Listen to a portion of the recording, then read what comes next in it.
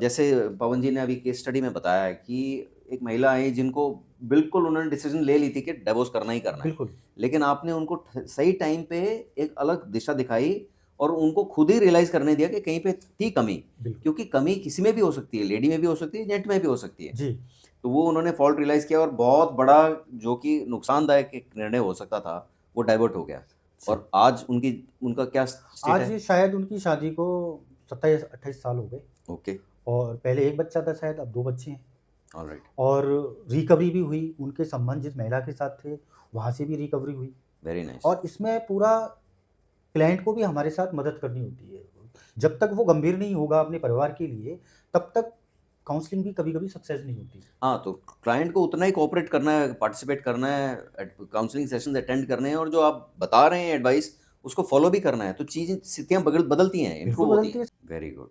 तो कहने का मतलब है कि काउंसलिंग के थ्रू लोगों की स्थितियों में इम्प्रूवमेंट होती है और ये तो शायद आपने एक केस बताया, एक ऐसे केस आपके बताया पास है। 100 केसेस सर होंगे, मुझे अनगिनत केसेज़ जहाँ पे इम्प्रूवमेंट हुई है।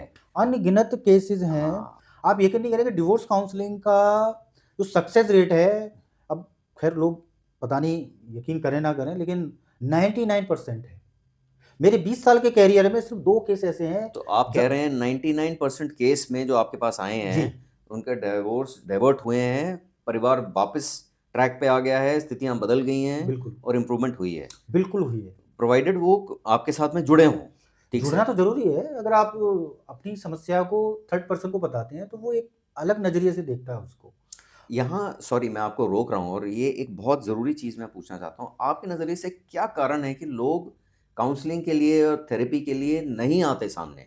स्थितियाँ परिवार के अंदर बिगड़ती जाती हैं, रिलेशनशिप खराब से खराब होते जाते हैं, महीनों, सालों भी निकल जाते हैं और फिर भी वो सामने नहीं आते। कारण क्या है? 2-3 देखो मेन कारण आप बता हाँ, सकते पहला कारण ये है कि हमारा देश और हमारी संस्कृति। हैं। ओके। हम जिस देश में हैं और हमारी जो पहले के संस्कार बने हैं या संस्कृति बनी हुई है, ये 1 या 2 दिन में नहीं बनती, इसको समय लगता है। हुँ, जब समस्याएँ जन्म लेती हैं, तो हम उनका समाधान निकालते हैं। हुँ, जैसे कि शादी में जब पहले समस्याएँ आती थीं, तो सबसे ज़्यादा दहेज हत्याएँ होती थीं।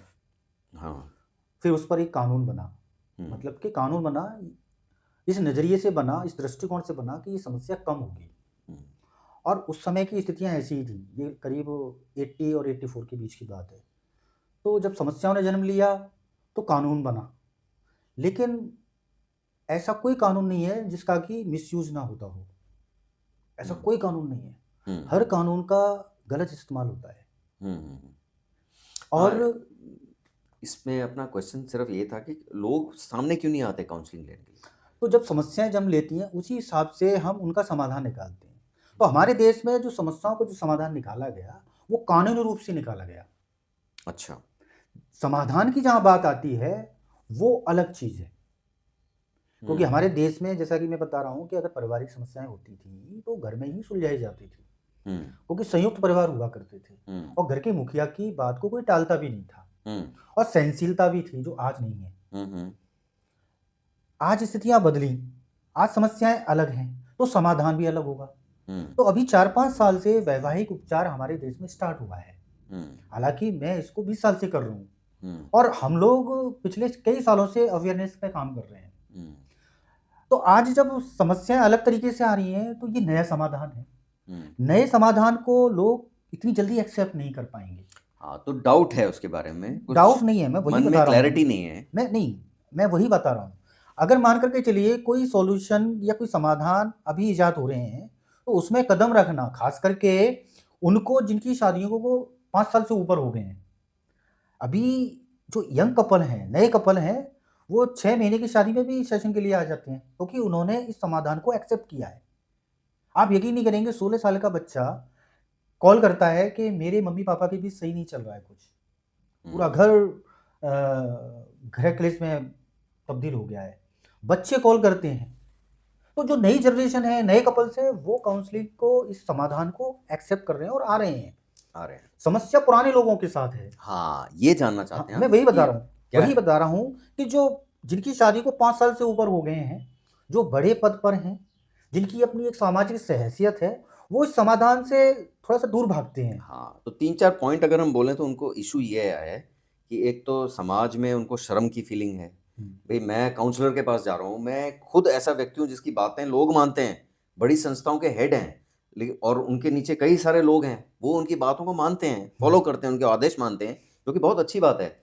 लेकिन घर के अंदर प्रॉब्लम इतनी बढ़ गई है, अब घर में कोई मानने वाला है नहीं, हाँ। स्थिति बहुत बिगड़ गई है, उसके बावजूद वो अंदर ही अंदर घुट रहे हैं, पिस रहे हैं, हुँ। लेकिन काउंसलर के पास नहीं आ रहे बिकॉज़ उनको ये शर्म का एहसास होता है।